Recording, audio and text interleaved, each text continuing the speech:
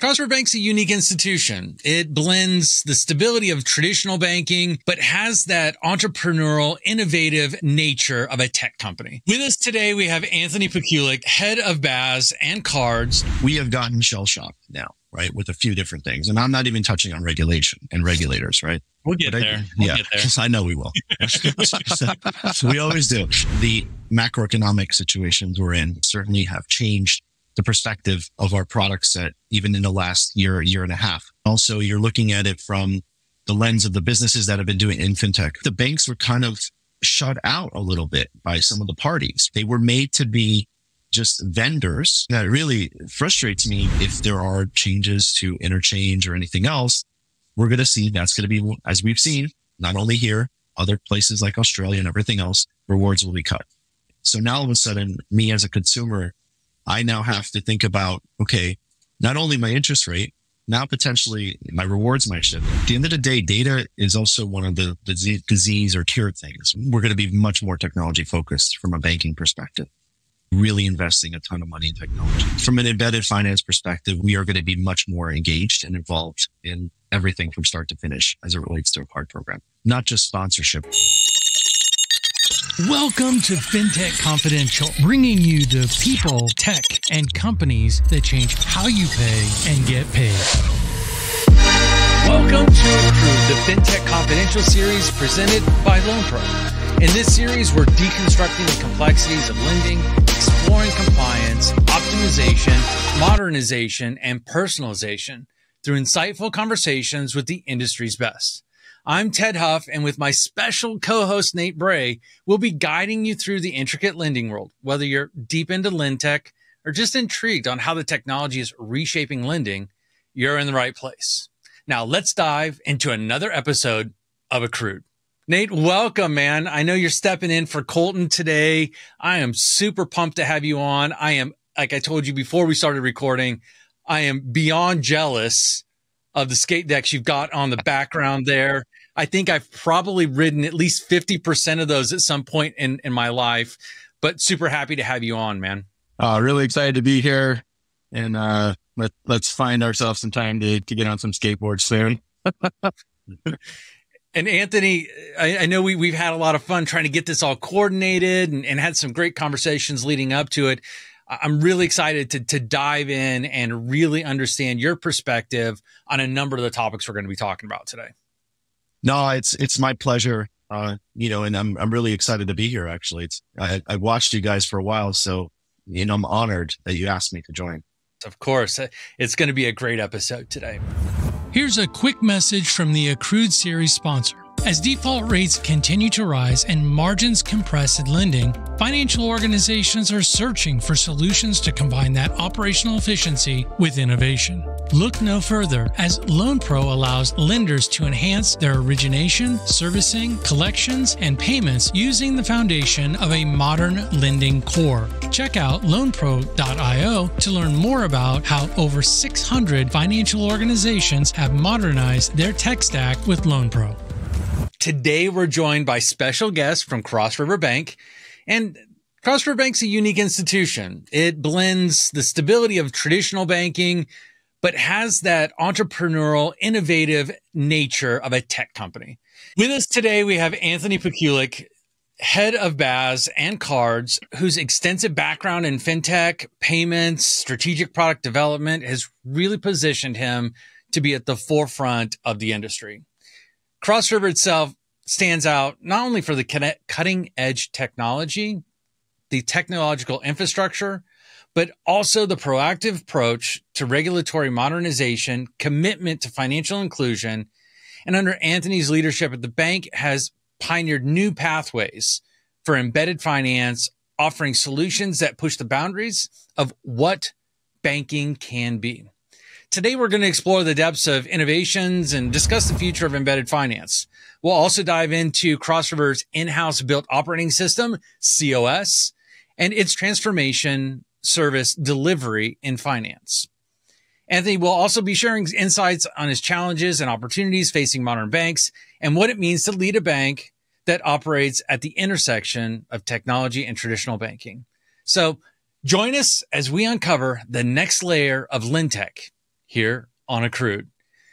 Nate, I know we were talking a little bit before that you and Anthony have had a number of conversations. I would love for you to give just a little bit of a personal perspective of Anthony and Cross River Bank from your time with them.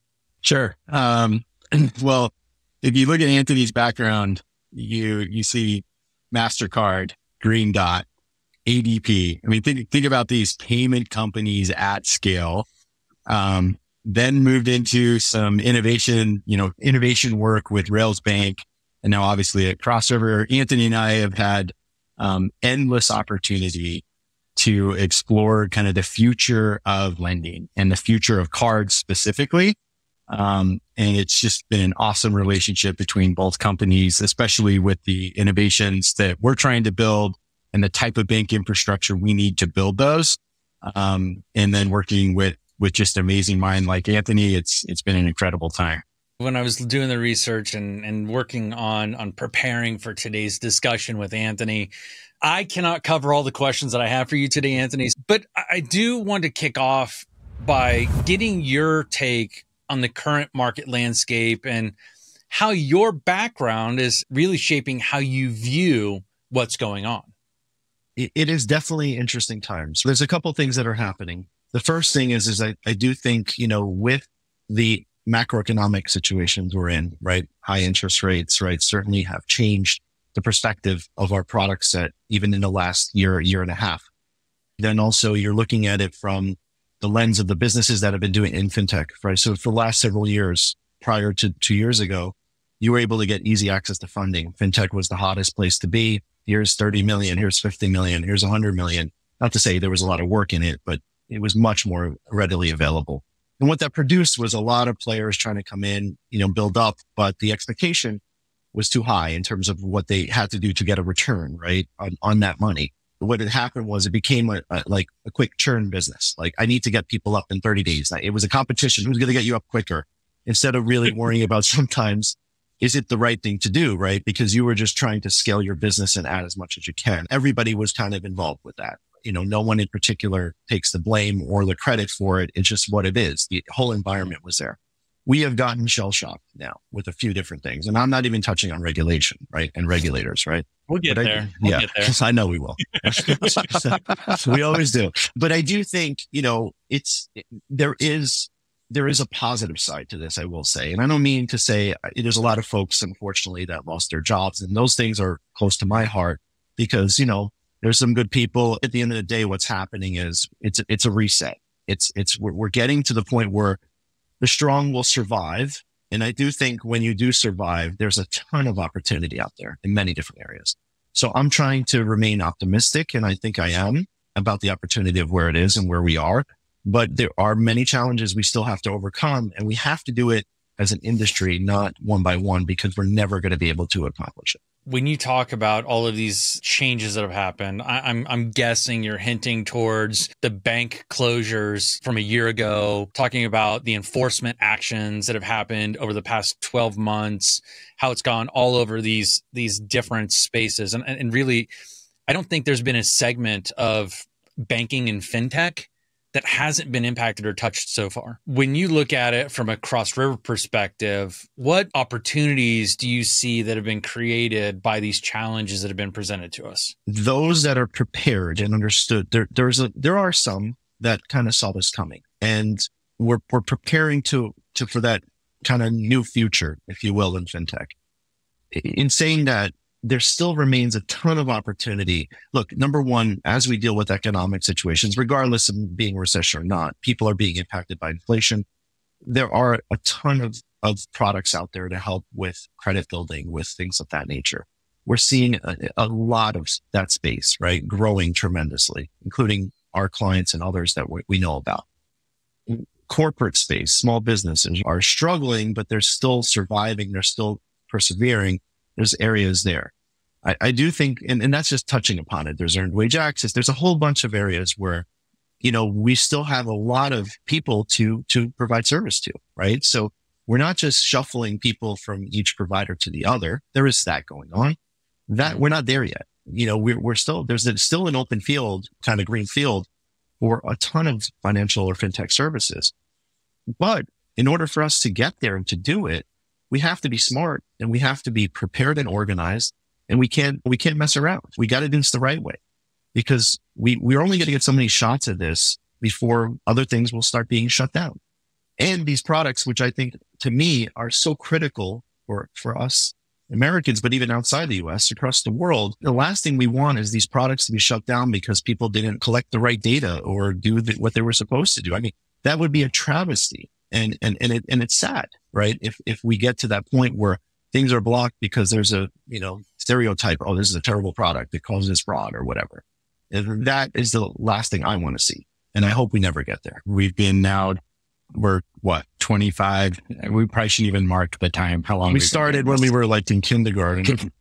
But the U.S. financial services industry, it is the most competitive and diverse market in the world, right? Largely in part to what I would call community banking, innovative banking, or personalized banking. There was a time that I can remember where everyone around that, including regulators, they used to support that innovation. They were supporting these things. They were supporting that growth. And there's just been this fundamental change. Interested in your perspective on how to navigate these waters, which none of us have navigated. This is all new territory Not for all of us. successfully yet. Yeah. But how do you navigate this innovation component with totally new oversight? And I do need to preface that my opinions are mine and mine alone, not of LoanPro. It feels that sometimes there's an anti-innovation effort right now that we work against. How are you guys navigating that at Cross River? Now let's quickly shine a spotlight on a game changer in the financial world, ClearingWorks. Simplify your financial management with a one-stop solution for all your AR needs and with a single login. Are you intrigued? Visit clearingworks.com to schedule your demo today. I can't read people's minds, right? So you can definitely, as you look at some of these actions, you would probably come and say to yourself, it just seems like folks don't want us to do anything, right? Don't want us to try new things. And that is, one of the unfortunate, as I said earlier to my earlier answer, that's exactly what I'm afraid of, right? Is that we're getting this fear and paranoia where, everything is just freezing and stopping and just this isn't worth it. Let's just go to the other thing, right? What changed? I think that's the piece that I'm struggling with is everybody having a party, everybody having fun. Maybe it's the crypto stuff that happened. I think it's different things. So I definitely think crypto had a, moment of, let's just say, reflection and, kind of, oh crap. I do try my best. But I do think, but beyond that, as I mentioned earlier, I think the drying up of the funding, right, has caused a lot of these companies that have been disruptive or trying to be disruptive to push the needle. I think that's kind of toned down a little bit. I think the regulatory actions have caused some banks to say, do I want to take risks? And I think there are thoughtful risks out there. And that's the quote my old CEO, Ajay Banga, used to say, take thoughtful risks, not just risk. But I do think that a lot of folks that took some risks in some programs and different things, right? And they got burnt, right? They got, regulators came in and there were consent orders and various other things that probably caused some of these institutions to say, I don't want to support these type of things. Let me go to what's safe, right? And I think what's happened, I think in the last year is that's where there's less programs most likely going to launch. There's more emphasis on, can I find somebody more established or something more safer? Because at the end of the day, I'm making the same revenue but I'm not having, to worry and monitor every day that there's going to be some situation with some money going, God knows where or whatever it is.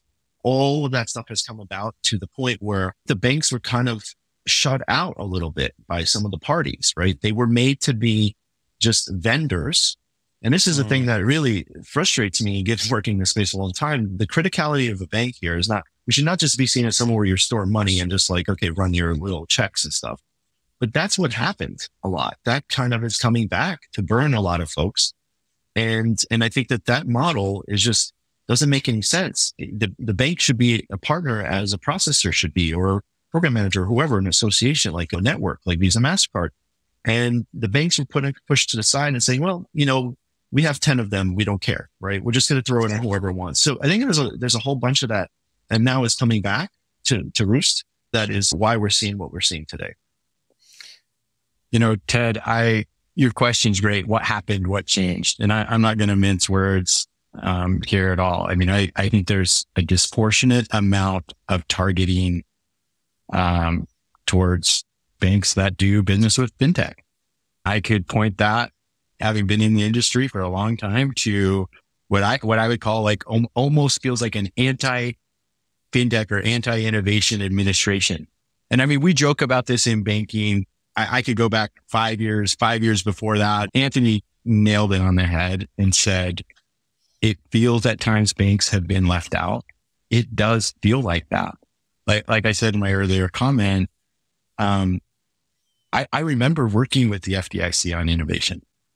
I remember being called into the room and talking about things. And there's still parts of this. I mean, you see regulators on open banking and how they're thinking about that and what that means. And there's still awesome partnership. In fact, we had the governor in our office at LoanPro yesterday and had an awesome discussion about what it means and what policies and what privacy means and how we can leverage and work together with the state regulators, the federal regulators on how to bring this stuff to the people who need it. That's what's really dynamic, is we keep hearing all this interest rate risk, liquidity mismatch, and all this is terrible. Crypto's that.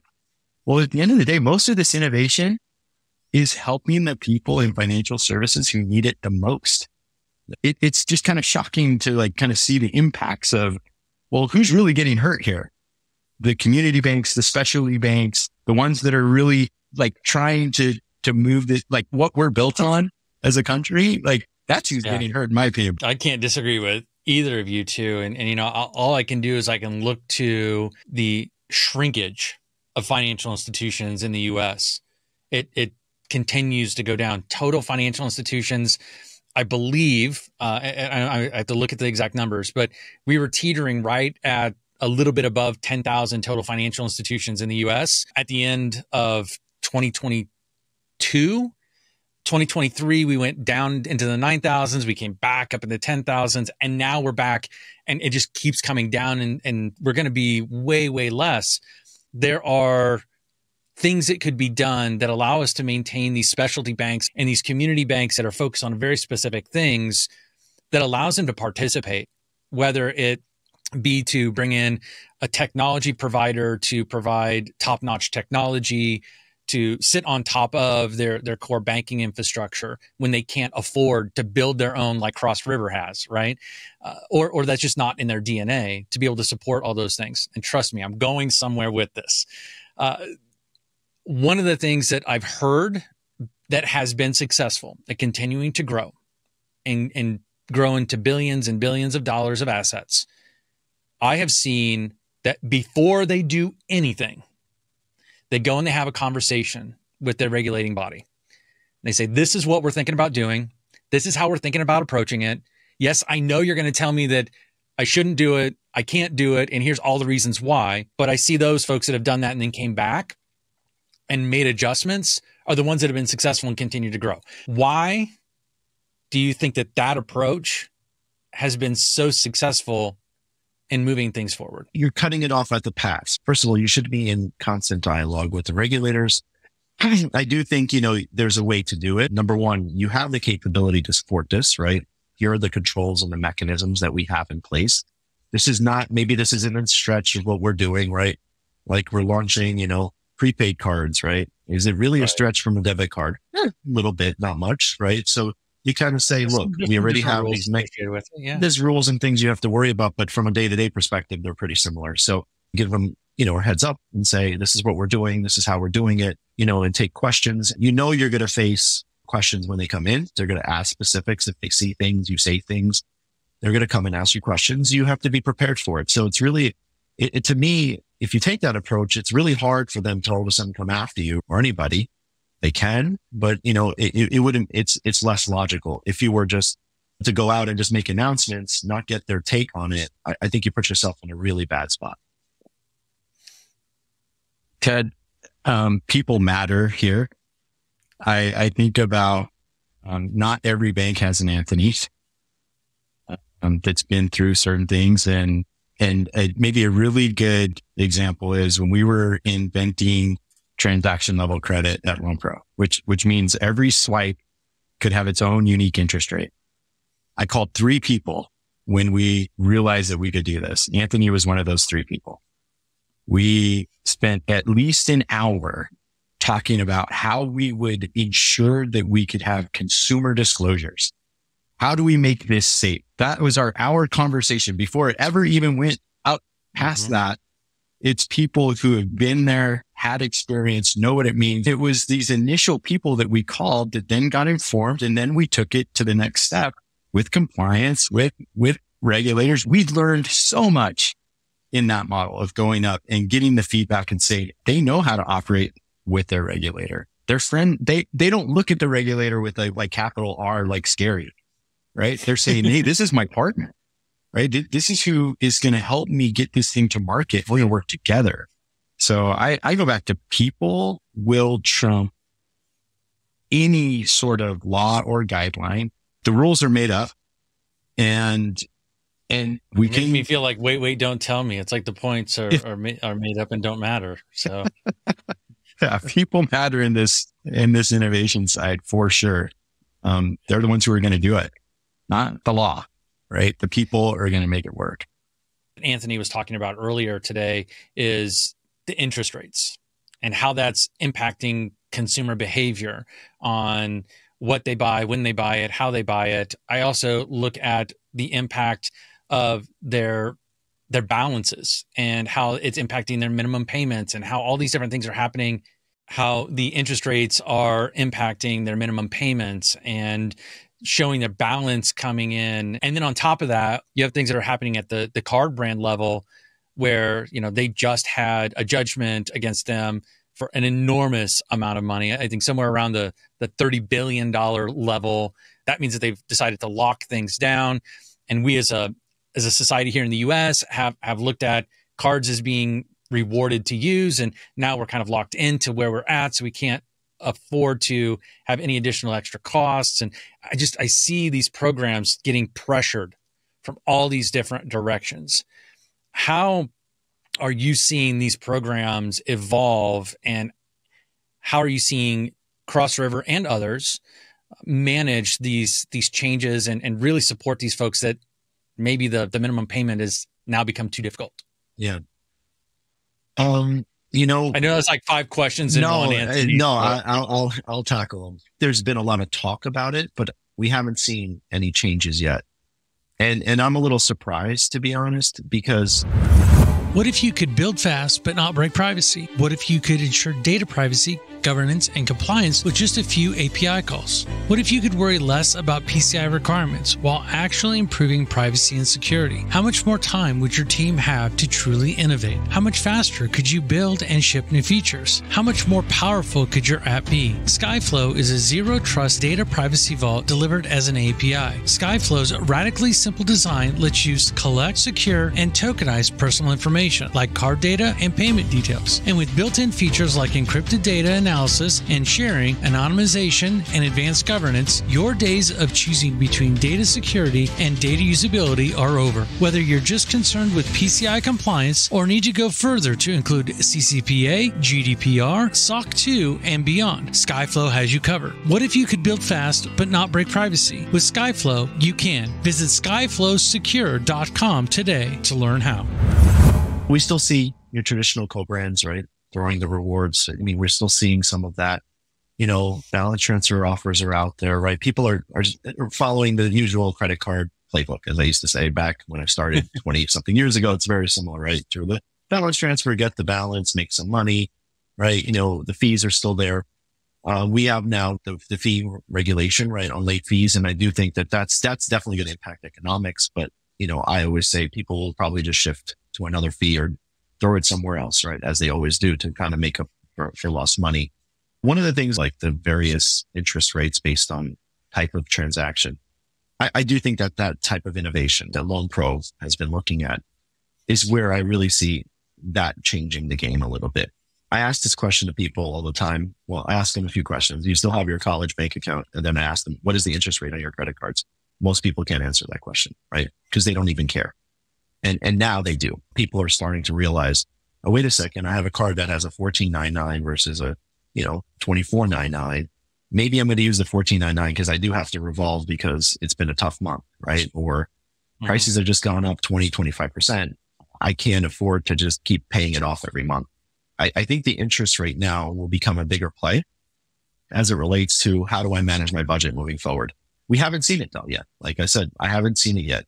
We do talk to players and partners and they are absolutely acknowledging that there's going to have to be some sort of shift on the consumer credit side for sure.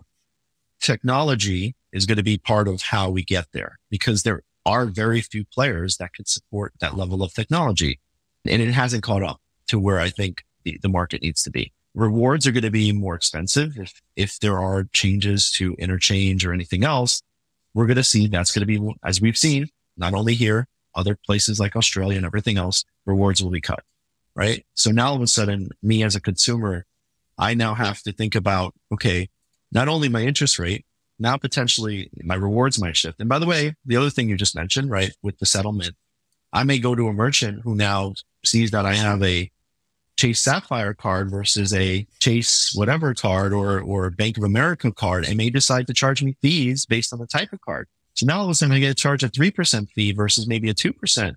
Will that make a difference for me to shift my behavior to another product? I do think there's going to be some folks that will not care. They're just going to continue doing what they're doing and they're going to end up paying more money, right? And they're going to be impacted. Credit is such a, I say it's the disease that causes so many symptoms. And, everybody has been curing symptoms.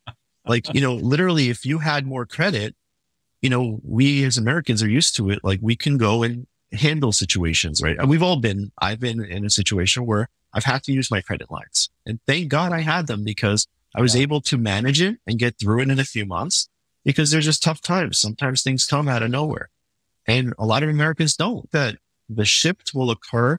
We'll see. I don't think it's going to be positive to some degree because again, everything's going to probably cost more money. And with the fees being reduced, which is a good thing, but people still have to make their income and revenue on this. They're going to shift it somewhere else. And what I'm afraid of, it's going to end up being either higher interest rates or there's going to be some other fees that people are going to come up with, right? To ding people to make up for, late fees only being $8. I'm doing a completely separate episode on my Uncut series where we're going to dive deep into that whole Visa, MasterCard settlement. But, the comment that I've made from when it came out is that's really cool. But what that settlement didn't say is you can't create new categories. It didn't say you can't create new fees. It didn't say like all of the things you just mentioned, it didn't even cover. So I also, similar to your opinion, feel that they're just going to shift it to another place because no one's going to just say, okay, I'm willing to make less money. That's just not going to happen. Not if the shareholders say anything about it. Right? I mean, at the end of the day, let's be honest, like the end users are the ones that get impacted the most here. Usually do, right? We can argue what we want and, the argument of merchants, I'm not going to argue, I know folks that own small businesses. I get it. There's a cost of doing business. There's a cost of cash, which I could tell people is a heck of a lot more usually than an interchange fee, but whatever. Oh, I remember doing that analysis back in the day, with one of my startups where we were, trying to help people understand that, cash is just as expensive, if not more expensive than accepting a card for payment or accepting, the cost of a wire to move the money. This tells you how long ago it's been. That was the only way to instantly, air quotes, move money. Yes. We've really beat up on the impact of the economy, the regulatory side of the house. Let's go to the fun. Well, for me, the fun stuff, the fun stuff and really dive more into the technology side of the house, because like you mentioned, and Nate, even you brought it up, is that leveraging technology is going to be how we overcome all of these hurdles to really get the people that are involved in this to be able to grow and become better. Cross River has decided to build out a Cross River operating system, or COS. That was really cool. I've actually been able to see it grow from the idea all the way to what it is today. And I got to participate in some of it. Can you share with the audience really how that sets Cross River apart? And then we'll go into how that changes how you partner with companies like LoanPro. Yeah. No, I think the decision to do this was done years before I joined. But I think it was actually one of the reasons I wanted to join Cross River, right? Because I think we are very much a technology company that's a bank. You have to balance the two. Of course you do. But I actually think balancing the two is what we just said is what you're going to have to do anyway. So I think we're well positioned. COS was developed because the lack of flexibility in, so if you think about fintech, there's no fintech industry. I argue with people, there's 100 micro industries, right? And each type of product does its own funky thing. When you do lending versus like doing money movement or payments, doing accounts of some kind, they all have their nuances. It's very difficult to then take a generic bank core that was developed for standardization, right? I need simple things. I need to ledger. Great. It's easy. When you're getting into the fintech space, not one of our clients does things almost exactly the same. In fact, and part of the innovation, why we've been able to be innovative and ahead of the curve, I think, is that we've been able to support a lot of different use cases because of COS's flexibility and capabilities.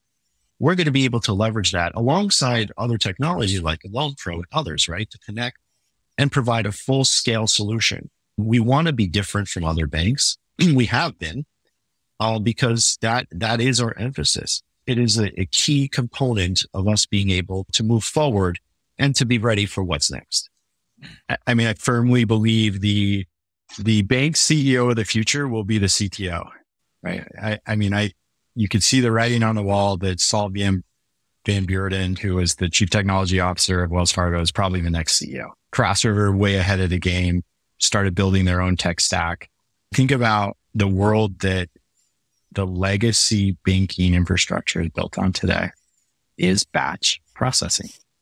Right. Okay. I mean, that is the world that it lives in today. It is not the world that it's living in tomorrow. I mean, you see what Google Financial Services and Yolanda Piazza is doing over there, and the migration of banks into the cloud and really what real-time data means. And Cross River, they were like leading the way on what real-time money movement was going to feel like. I had 3 use cases this week with a financial institutions telling me that their members, it was credit union, their members are making payments on their credit card from checking and not seeing it post for 48 hours, sometimes 72 hours. So they were making multiple payments because the way that everything was stitched together with batch. Yeah. So they make a payment, did see it update on the online banking portal, make another one, and all of a sudden 3 payments hit and overdraft beat. Bam. They don't know that that's the legacy system. Right? Cross River is leapfrogging that with what they've done. And as Anthony said, we're going to see banks start to really feel like ecosystems. We're going to see them looking for best in class partners. You cannot build everything. I need the best X to help me do Y because I serve this contingent of people. And this is how this vertical needs to be treated. Super exciting to see Cross River leading out on that. And it's just the beginning. I mean, we're in inning 2 of what this thing's going to be. And I can't wait. My children, I just can't wait to see their financial money movement experiences compared to what we did. I mean, we'll laugh. They'll laugh like we laughed at our grandparents, right? Like, oh, you spun that little dial around on the phone. Like that's how you kept that was the technology. I mean, heck, I still, and yes, I'm going to date myself a bit here, but I still remember on my grandparents' farm in Iowa where they had a party line. And for those of you who don't know what a party line is, that means that everybody you were rich within a certain area basically all shared the same phone number, and everybody picked up the phone and then asked who it was for. And if it wasn't for them, they hung up. Blows my mind sometimes that, I've been able to see that all the way up to where we're at today with the technology and the way that we're moving data and making things happen. I would love, Anthony, if you could dive in and share a story where Cross River has deployed COS and it has solved a problem for a customer or a business that has had challenges with external integrations, or you were able to leverage an external integration with COS to deliver on a problem? One of our earliest customers is Upgrade, right? And I think Upgrade built the whole model. Not to get into all the details, but I think what's unique about Upgrade, right? For example, and this is one thing that's great about COS, is that they have pretty much almost every product with us, right? They do lending with us. They do accounts. We're doing card sponsorship. We do payments. We do money movement. What's remarkable is how, we can in one place be able to manage and control this. Being a more modern stack, right? Having APIs for everything, right? We don't do batch calls. We do everything API. Yeah, sometimes there's issues with that, but generally, we've been far ahead of the curve. But that has helped, from a sense of when you're growing and adding additional products, it's a much easier thing to do, especially if you're already integrated to us. It's like, hey, I want to add this. Okay, you go through diligence, which is different, right? You go through additional diligence, but fundamentally from a tech perspective, people get it done in weeks, right? Like a few weeks, and then you test. So it's a very different environment. I think COS is, that's one example. I mean, I could go through several.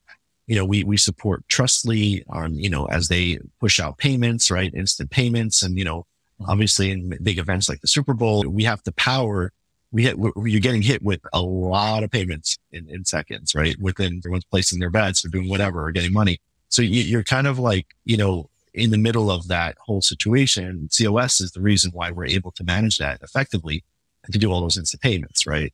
For them as well. On the card side, we have to leverage a processor alongside, but we've built solutions where we've now integrated into processors.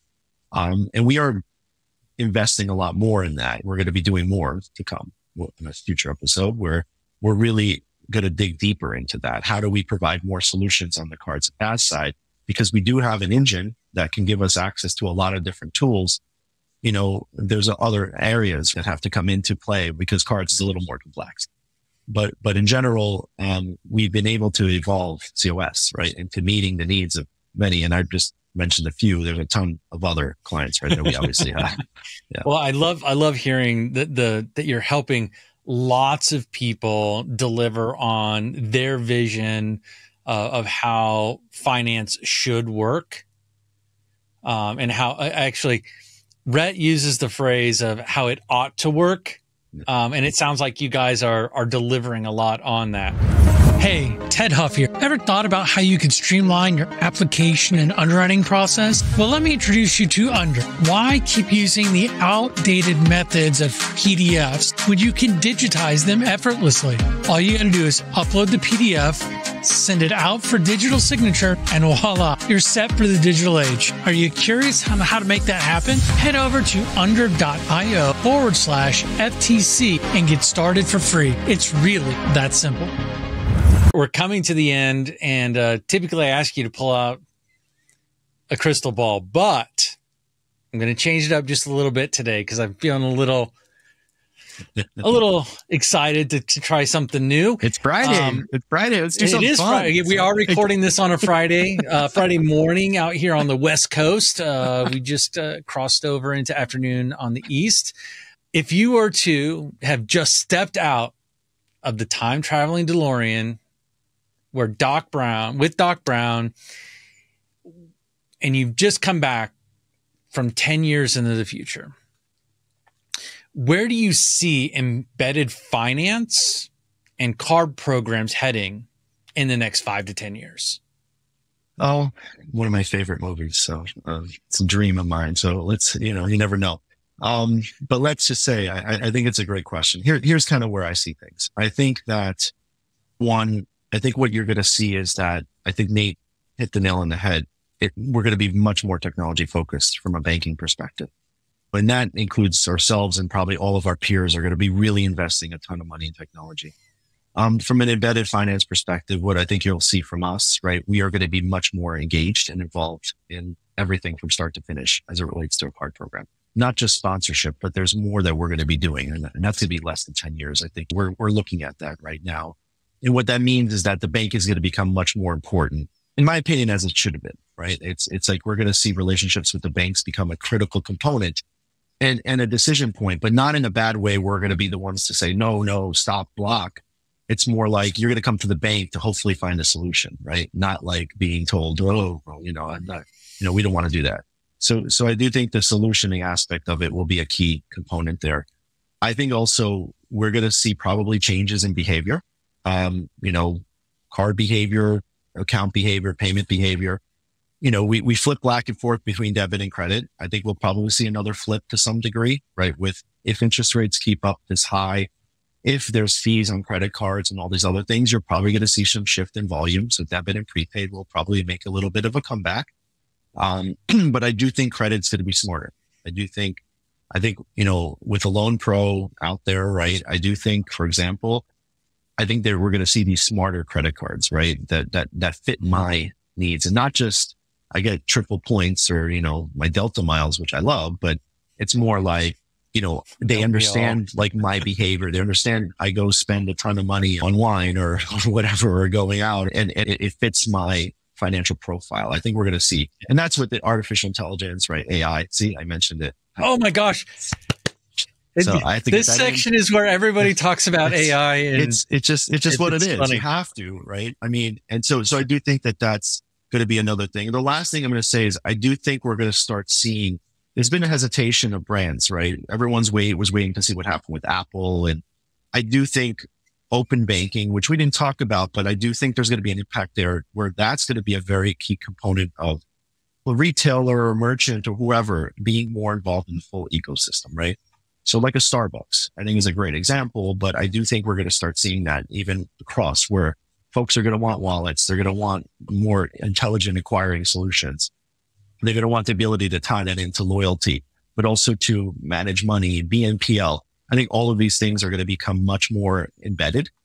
No pun intended, but maybe it was, to be part of the day-to-day life. So all of these things, I have a positive outlook for this. I do think also regulation, I'm going to keep a positive outlook. We don't know what's going to happen, whatever it is. I think it's going to have to keep up because I think the demands of the people will force it. And I think to Nate's point, one last thing I do want to say, because I'm absolutely adamant about this. If it wasn't for the fintech industry, probably at least hundreds of millions of Americans, right, through the last 20 years would not be able to bank. They want to be able to buy things on Amazon. They want to be able to do things like, these are things that we take advantage of. This industry helped do. I'm sorry, no offense to the big banks. They completely disowned a whole bunch of folks. We had a lot of folks like the Green Dots of the world, Chimes, right, to give them credit, and others come in and do these things. And if it wasn't for this industry being created, and I think we will be in the credit side too.